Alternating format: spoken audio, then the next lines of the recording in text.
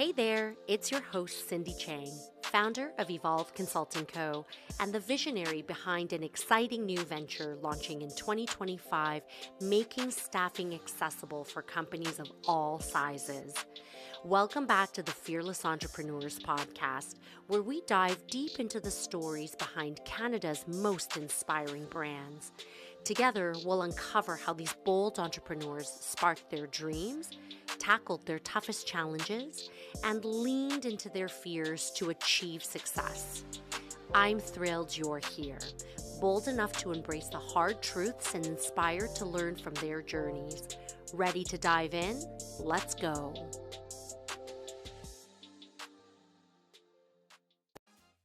Welcome, Emily, to the show. We're so excited to have you here today. Woo, inaugural episode. Here we go. You're going to kick off the podcast, which is really exciting. Kick off with her Superfly shoes. All right, everyone, meet Emily O'Brien. She's the fearless founder of Comeback Snacks, a specialty popcorn company that defies expectations. After a challenging experience led to a 4-year jail sentence, Emily turned her time behind bars into a transformative journey, creating unique popcorn flavors inspired by her experiences. Emily's entrepreneurial spirit led to the launch of Comeback Snacks, known for its health-conscious ingredients and innovative flavors. In June 2021, she opened Comeback Commissary, her first retail store, sharing powerfuls of reinvention and getting to know the story behind other inmates. Emily's mission extends beyond business. She's a champion for breaking down stigma of prior convictions, offering training and empowerment for reintegration. Recognized by CBC, CTV, Global, Emily's inspiring story has earned her prestigious awards like the 2020 YWCA Hamilton Women of Distinction Award and the Women's Empowerment Entrepreneur of the Year. She's received the Queen's Platinum Jubilee for her dedication to social justice. Working on it. Emily, welcome to the show. You've just achieved so much. Congratulations. Yeah, thank you for having me. I'm really happy that you're here. So you have an incredible story. You've told it a few times. And you know what? I just think it's one of those things where people just can't get enough of your story. People love it. People love it, right? So tell us a little bit about the event that led up to The big Comeback event. Snacks. So I want to give a bit of context for how Yes. this happened. I grew up in Hamilton, Ontario. My family was awesome. I was pretty introverted as a kid, so I experienced like a lot of bullying in elementary school.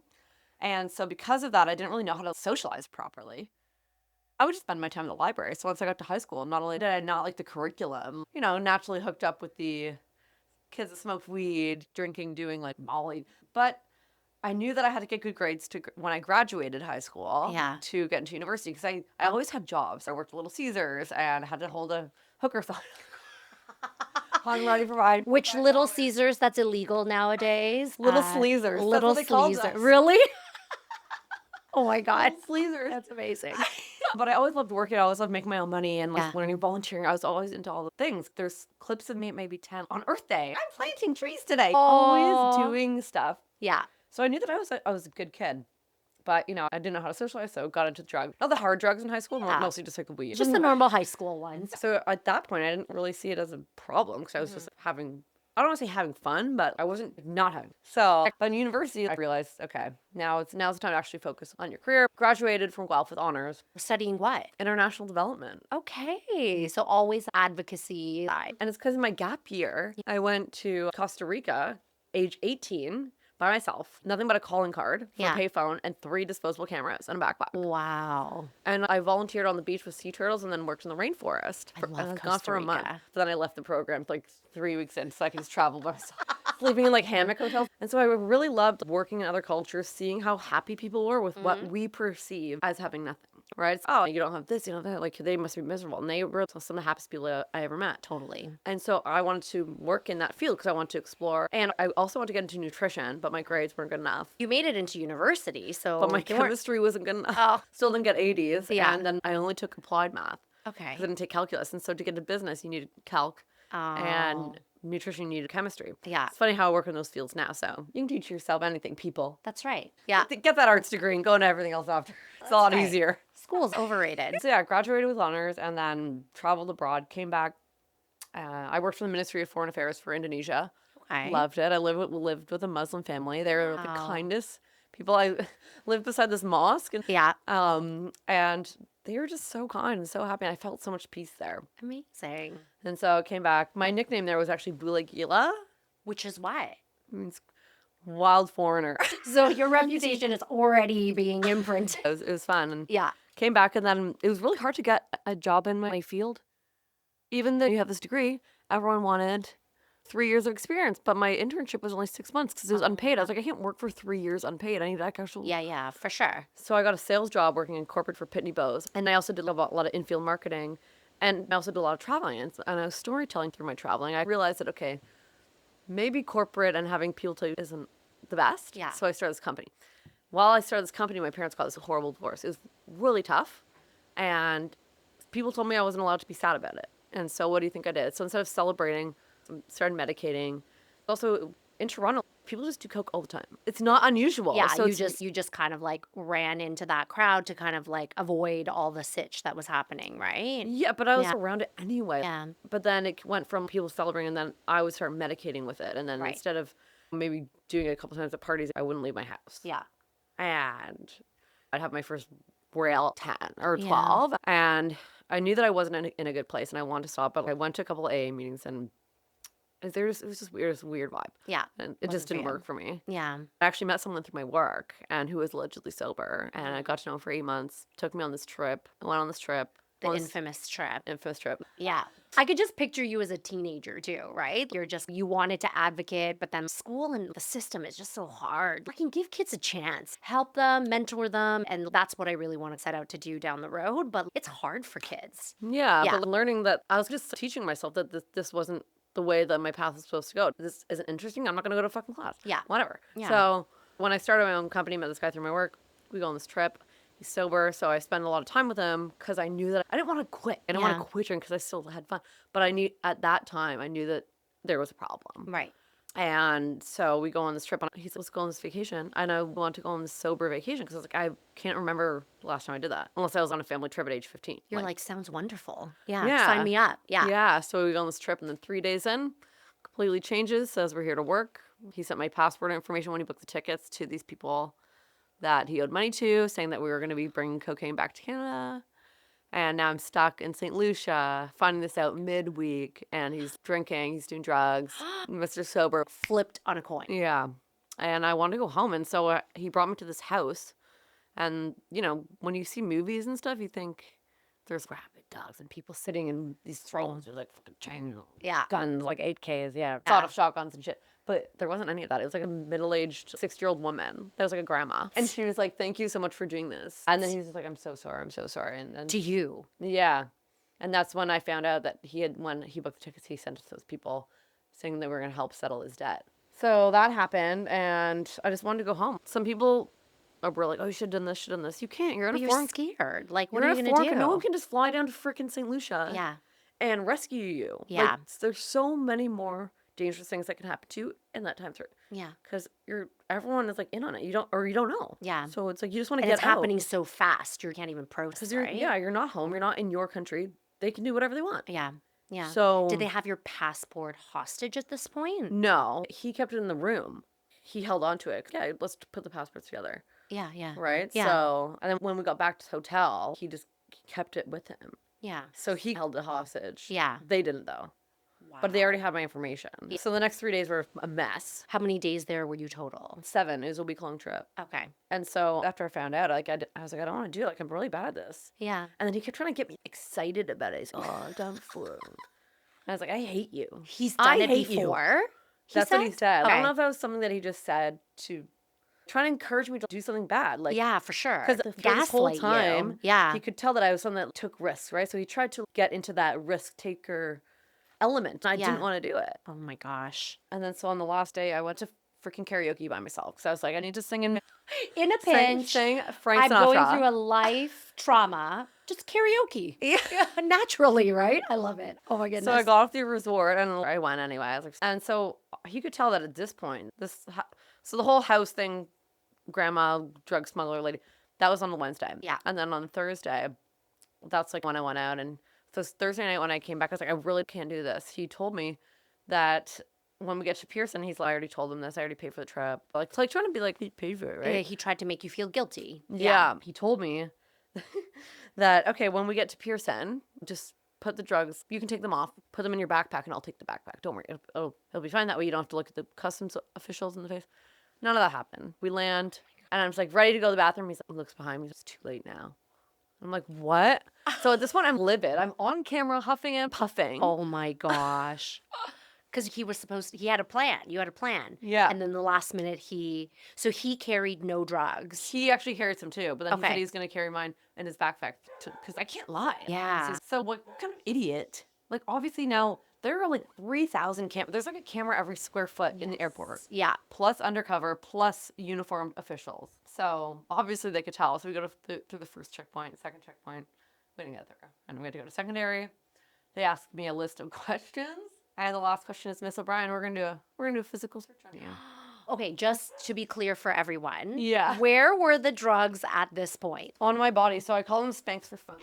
So it was strapped to these panty shorts, right? And you're wearing a moo. And a cardigan. So how did they indicate that you were going to go to secondary? Was it just random or did the dog sniff you? So there was no dogs, but in the report, because I didn't know either. Obviously, I knew that I looked sketchy as hell. We're probably sweating and crying all at Yeah. the same time. Yeah. But I wasn't going to cause a scene. Yeah. Because those aren't my drugs. Combined, we had $250,000 street level value for the drugs. If I caused a scene and it was my fault that something happened, that's the real dangerous part, right? Did they threaten you prior to? If you tell authorities or if you do this? Well, he was then- like, you don't want to mess with these people. Right. Yeah. Real narcos shit, hey? Yeah. Fair enough. And that must have been so scary for you. Yeah. Right. I was just pissed. Okay, so you're in secondary. They're like, we have to strip search you now. Yeah. And they asked me if there was anything that I wanted to declare. And I knew at this point, he did not expect this to happen. Yeah. And I knew that at that line to a federal agent, when they already knew. Yeah. So they asked me if I have anything on me, and I looked him straight in the eye. And I said, yeah. I didn't know. I didn't study the criminal code. I thought I was just going to be able to go home. Yeah, like you thought if I you didn't like you plan were a this whole victim thing. to this. What are the rules? Yeah. Well, no. So I was like, yeah, this happened. And I was actually relieved at the time. Yeah. Because I was like, oh my God, thank God I got away from this guy. Yeah. But Yeah. no, I You're like, it was this guy. He made me do it. yeah, Yeah. They don't really care about that. And Yeah. I didn't really want to say anything that could potentially also get me in trouble with these Right. people. So I just said yes. So I got put in a holding cell, and then they tested them, confirmed that it was like cocaine, pure. And I wasn't allowed to go home. It's not just like calling a friend, pick you up. Right? Yeah. You had one phone call. Yeah. Right? Yeah. And my parents had to actually bail me out. Yeah. And they had to agree to be sureties. I had to live with them. I had to move out of Toronto, move in with my mom. It was a very tumultuous time. Yes. And it was her birthday too, wasn't it? It was her birthday when I went into prison. So that was like a little holiday for we were like, yay, okay, finally it's over. Yeah. So they didn't let you go home. You had to go live with your parents. And then when did you go to prison? 2.5 years later. Oh, so it took a while. It Yeah. wasn't immediate after the airport they tossed you into prison. No, I had to go to a detention center, and I couldn't Okay. get it. If my parents didn't bail me out, I would have been stuck in there because my bail was $50,000. Right. And it's not an actual money, it's an asset. So my parents, they're divorced, they're just trying to separate, and now they have to put their house up as an asset. Right. So Together. it's very yeah. complicated. Okay. All right. So then 2.5 years later, you go to prison. Did the guy get in trouble too? Yeah. Yeah. He He arrested. got jail time too. Yeah, Okay. And then what was going through your mind in that 2.5 years before you went to prison? a lot. I spent Yeah. a lot of time being mad, angry. I wasn't allowed to talk about the case, my lawyer said, so I had to basically hold it in. Yeah. And then I could only go to work and back, and just not knowing if someone was coming after me was bad. So I just drank a lot. And then when I knew that I was going to prison, I was like, okay, I'm done. Like, I'm ready to make this change for myself physically. Yeah. With all this stuff, it's not getting me anywhere. And it's pissing me off because it's taking away from me being myself. Right. Of course. And I Yeah. was not this person that wanted to be holed up and hating the world and hating Yeah. him and hating the system. Yeah. I was like, just this being so I angry. was just sick of it. And I was like, okay, I'm going to do something really freaking good with this. And I Yeah. don't know what it's going to be. Yeah. But And then you went to prison? Yep. Okay. Went to the joint. Went to the joint. Which joint did you go to?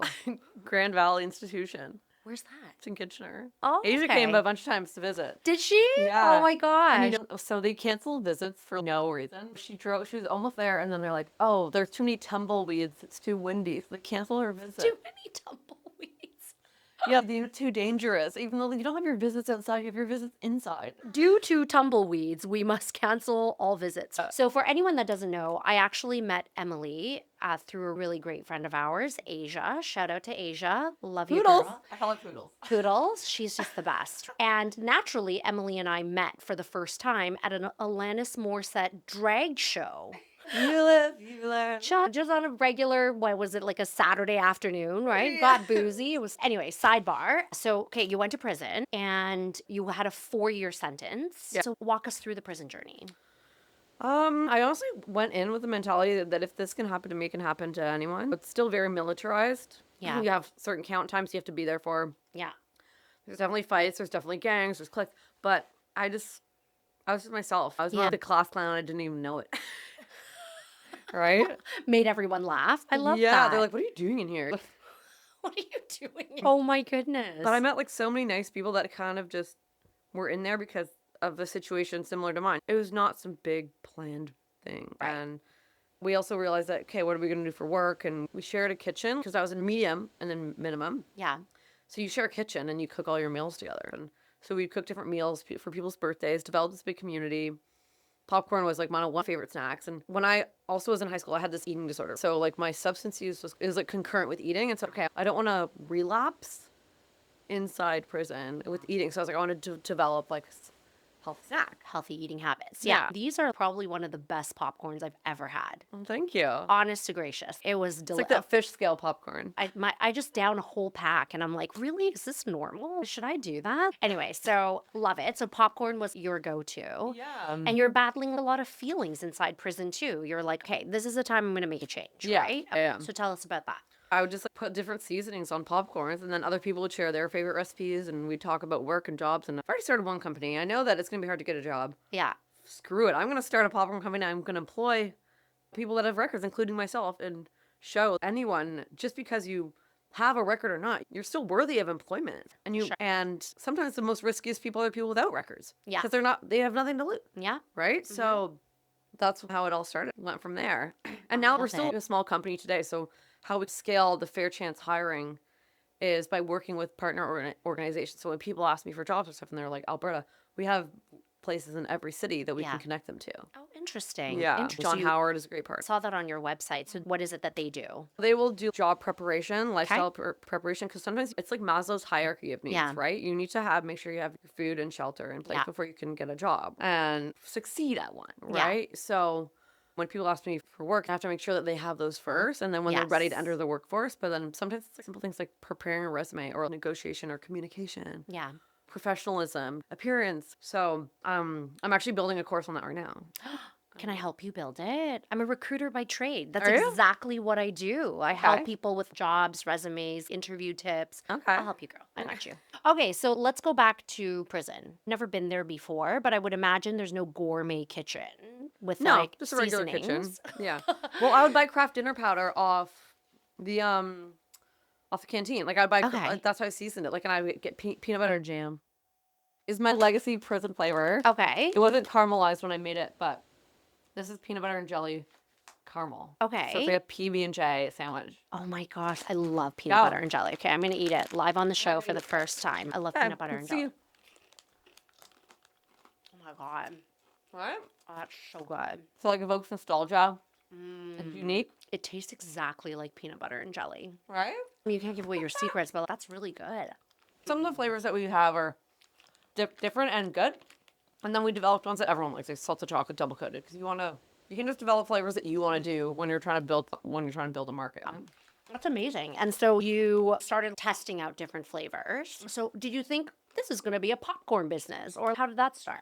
Well, that pops is unique, right? Yeah. And depending on the environment, like if you put up like a bunch of kernels and oil in a pot and leave it on the stove and it's gonna burn, right? Yeah. So, and that's kind of like how I relate it to people in prison. It's like depending on your environment, you're not gonna pop properly. Mm-hmm. So That's another thing that I tie into. And it's not the person that's bad, it's the environment. Right? I like that. That's very smart. So when I was in prison, we actually started with like savory flavors, and Yeah. then we just got into caramel because there's less competition.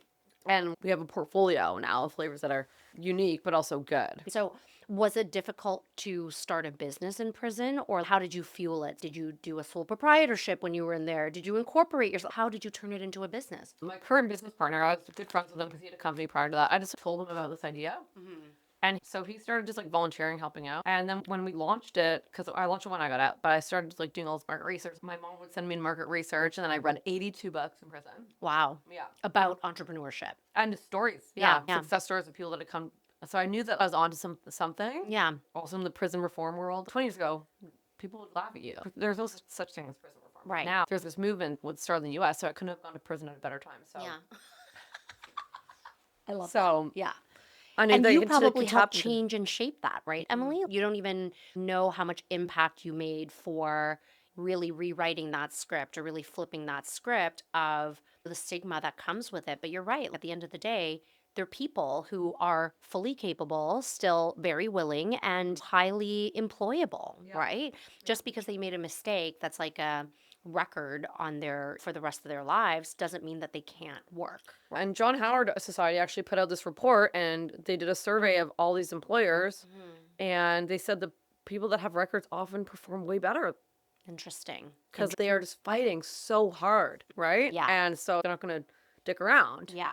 Not every case is the same, but that's But that's everywhere. That's everywhere. You'll have perfectly non-criminal record employees that commit offenses all the time. Yeah. Right? like you heard about like government of Ontario stuff, revinning people's cars numbers that work for Service Ontario. Yeah, exactly. Right? And they've gotten the crim check, they've gotten like all the background checks. Yeah. That's a different story altogether right there. Okay, your business partner now has been with you since the beginning, helped you open up the business in prison. And what was your business? Because you said you've opened up a business before, so you knew the lay of the land of how to open a business. Was it food related, your first business? No, social media. Okay, so Yeah, like social digital. media company. Okay, so marketing was your jam. You were just Marketing's my jam. marketing's your jam. The marketing is really good. And so, how did you come up with the name Comeback Snacks? So originally it was Cons and Kernels. Oh, I like that too. Yeah. That was brought to life Yeah. when I did a survey with all my friends in prison. I was like, what should we call it? And that was the name. But when Yeah. I got out, I realized that was actually limiting. It's Yeah. We aren't just convicts making popcorn.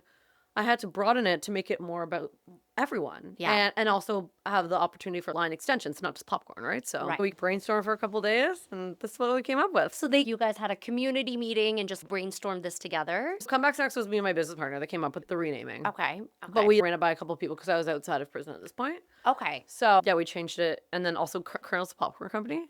Yes. We were making so much noise, so Like, did they give you like a cease and desist? we didn't think you could trademark a raw ingredient. Yeah.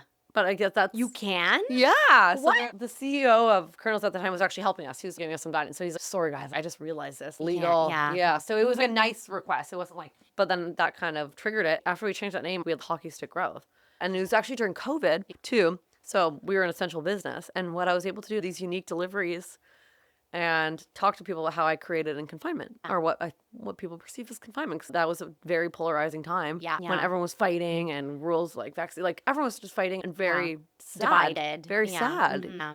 and felt like there's no end. And so I just talk to people when I deliver the popcorn and help them. Yeah, that's amazing. Did it make you feel connected? Because that was a really tough time. The world just stopped for 3 years, right? How long was your sentence total? It was 4, so I did a year in, and this is just the way the system works. I didn't get out because of race or anything. Like, some people are like, oh, like you just got out for. No. Yeah. I got out in the time that I was allowed to Yeah. by the government because I didn't fuck around. Yeah. I didn't fuck around. You were a good citizen in prison. Oh, one time I fell asleep naked by accident and I got in trouble for nudity. The nudist. You just wanted to start a nudist colony in prison. Why not? Right? That's natural. Did you start a karaoke club? I started I'm a in meme St. club. Lucia. I'm just gonna go to a karaoke bar. We're about to get arrested, but karaoke bar. I started I a love meme you. club called Memium Security, though. Yeah. Oh yeah. And so we had like newspapers and old magazines, so I'd take pictures and newspaper clippings and match them with prison scenarios. Yeah. So it was like our own little group that we had. That's so fun. What was prison life like for you? Is it what in the movies or is it completely different? For me, I knew going in that I wasn't going to see it like that. I was going to see it as people Yeah. And I saw it as going to camp, Okay. right? Obviously, your first week, you're still a little scared because you're just figuring things out. Yeah. I talked to people, but I didn't talk a lot. I just kept to myself. And then as you get used to people, then you start talking to them, right? I had a lot of laughs. I met a lot of great people in there. Do you And have some really good friends coming out of there? Yeah, yeah. you do? And just hearing also how lucky I was that I had my family. Yeah. 'Cause a lot of people in there don't. They've been subject to horrific abuse, like physical, like just horrible, like unfathomable things Yeah. have happened to some of these women. Right. Right. And so I'm just like, wow, I'm actually really lucky. Yeah. And did that add to your drive to want to help these women who would come out and they would have, to your point, the Maslow's hierarchy, where they wouldn't even have the foundations, right? They don't have family to turn to, they don't have support, they don't have all of that. Does that have to want to help them more? Yeah. Yeah. Absolutely. Amazing. Absolutely. Or just do what I can, right? Because that's what creates meaningful work and that's what keeps you motivated. It's Yeah. making sure that you're doing something not just for you. The way that I built Comeback Snacks and the way that I believe that it's grown so much is because we have this passion to do what we can to end the stigma. Because no one wants to see other people suffer when they're done their time. Right, right. And what are some of the success stories that you've helped with your other friends that have come out of the system? There's been a number of people that have worked for us that I've written reference letters for. Because sometimes we serve as a stepping stone. Yeah. Where some people want to work and then they move on. And then I know that substance abuse is part of a lot of people's sentences. Just knowing that people feel safe talking to you also creates loyalty. Wow. I think that's so amazing. And I hope you know how amazing you have been in turning a situation that wasn't ideal and you really turned it into something that really disrupted society and how they view people. And I'm all about that. Really going in, disrupting what the stigma is, challenging the stigma. At the end of the day, everyone's just people. Do you know what happened to the guy that you went to Yeah, he St. went. Lucia with? So this is what I like to call a little bit of sweet revenge. You know, because a lot of time I wanted negative revenge. I wanted to kick his ass. That was putting me into a really dark place. I'm not a person that wants to incite violence. I'm just not wired like that. Yeah. Over time, I had to be like, okay, let go. And it wasn't an easy thing. So he pled not guilty. I pled guilty right away. Yeah. So he pled not guilty. He said not guilty. Yeah. Oh my And gosh. then I'm guilty. You're freaking guilty too. Yeah, yeah. When he finally pled guilty, went to prison, then COVID happened. So he basically spent his prison time in a maximum security because there's no visitors. Karma. You got your justice, and Yeah. I would never want to harm him or something. Like I don't operate like that. Do you know if he's out now? Yeah. He's out. I'm not worried about him. Yeah. You know, I just don't even think about it. Because your time is just having that in your head. It doesn't own me anymore. This whole incident owned my head for 2 years because I was on house arrest. But now it's okay. I don't even think about it. I think that's really extraordinary too. What have you done to heal from this situation? Because to not be an angry person from this situation, that takes a lot. So what have you done to heal? Honestly, a lot of it was time. A lot of it was being mad for so long and realizing that my anger was poisoning me. I was sick of lying around and rolling in the dirt and feeling unwell. This isn't me. So I knew that I was a fighter. I've had my scuffles here and there. Yeah. But when you fight for something good, that's really where you get your energy, like your good energy from. I call it the creative genius zone. If you focus your energy on the good and really just slough off the stuff that isn't good, you're in an epitome of your creative genius zone, which you totally are, by the way. You're in your niche, you're in your passion, and I hope you're really proud of that. Oh, I am, but I'm also humble. I'm like, what am I going to do next? It's not like I just lie down and I'm like, oh, I've done so much. So this is actually a really important question, is that back in St. Lucia, you didn't know what to do. You were basically held hostage, right? Coming out of it now, many years later, if another young lady gets into this situation, what should they do? Because you were so scared in that situation. Yeah. And I've seen a few documentaries where people get stuck in this right? So like in retrospect, do you have any advice? There's honestly nothing the government can do while you're in St. Lucia. So sometimes you just gotta grin and bear it. Just suck it Probably up not and what do you it. want to hear, but You know? sometimes the safest way is just going through it. Yeah. Could you made some wrong character judgments? Yeah, but it wasn't really your fault either. Like you thought you were going on vacation with this person, right? Yeah. And then all of a sudden it was like a switch and bait. And they were like, you can't call the cops because they'll kill you. Don't know. So what do When you I wanted to do? get thrown to St. Lucian prison? No, yeah, I'm glad you were in Canada. I'm glad you came back to Canada because that would have been a lot messier. Yeah. So just at the end of the day, it was just an experience. And it's unfortunate. People go through this experience all the time. right? Yeah, I realized that he also preyed on me because of my vulnerabilities. It's gonna happen, and I'm not gonna let some people's negative actions change who I am as a Yeah. person. Yeah. I think that's something that you go through and you hope never to have happen to anyone else, but Yeah. without it, you wouldn't have had comeback snacks, right? Exactly. So there's a silver lining in everything, I call right? it rose gold, baby. Rose gold, baby. Rose. Okay, Rosé. so I usually like to end with this segment called Get to Know Your CEOs, which is just like quick questions to Okay. get to know you. Okay. So, would you consider yourself an introvert or extrovert? Depends on the day. Are you singing karaoke or not karaoke? I'm Not just kidding. today. Not today. I was Um, extrovert on Friday. I was an introvert yesterday. Fair enough. It changes, right? I'm gonna All right. regulate my sleep schedule. Yeah. Coffee or tea? Tea. Tea? Tea now. No coffee? I used to. I'm Like tired 0. of brushing my teeth with whitener. It's annoying. They have companies that just like zip that up and make it all white. I know, but it never doesn't work. Really? I think it's in my genetics. Shitty teeth. Shitty teeth. Oh, I think No, my teeth are actually fine. Zing. I actually know this one, but I want to see if you answer it. What's the weirdest place you have a tattoo? Look this. And Asia has a matching one. I've seen it. I've seen it. I've seen it. What is your go-to comfort? Fun Regular chips. Regular? Regular Ruffles. Like the roughly But ones? lightly salted. Because the fully salted one burn my mouth. That's too salty. Too Yeah. salty. I almost put chips in my snack today. Anyways, the last question is, what's your favorite way to relax after a long day? Hanging out with my dogs. Yeah. You have 2 chow chows, is it? Yeah. I heard what they do is they just walk around guarding your house all night. They're nocturnal, right? Are they? They're very calm. They sleep through the night, but they're very attentive. Because they're like, I'm going to protect my people and I'll Yeah. kill you if you come near me, Very right? They're very cute. I adore seeing them all the time on Instagram. Thank you so much, Emily. I think you're just awesome. We'd go dancing after this. Maybe we'll have to add karaoke to the roster because I'm just Yeah. all about that. You can visit Emily at Comeback Snacks, and you can also find Emily on Instagram at ems.o'brien or Comeback Snacks, which we'll also put in the show notes. Thanks, girl. Thanks for tuning in to the Fearless Entrepreneur podcast. If you enjoyed today's episode, don't forget to subscribe and leave a review. For more insights and resources to help your business grow, visit evolveconsultingco.com. Let's continue to turn entrepreneurial dreams into reality. Hang around for our next episode where we feature another bold Canadian entrepreneur. Until next time, stay fearless.